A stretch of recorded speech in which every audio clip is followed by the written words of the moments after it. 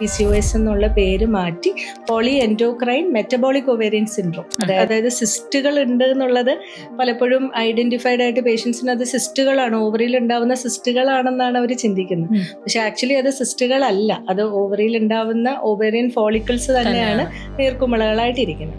അപ്പോൾ അങ്ങനെ ഒരു പേര് തെറ്റാണെന്ന് നമ്മൾ പണ്ടേ പറയുന്നുണ്ടായിരുന്നു. പക്ഷെ അതിൻ്റെ ഒരു പേര് ചേഞ്ച് ചെയ്യുക, ഓവറോൾ ആ വേൾഡിൽ ഫുള്ളായിട്ട് ചേഞ്ച് ചെയ്യുക എന്ന് പറയുന്ന ഒരു സിമ്പിൾ ടാസ്ക് അല്ല.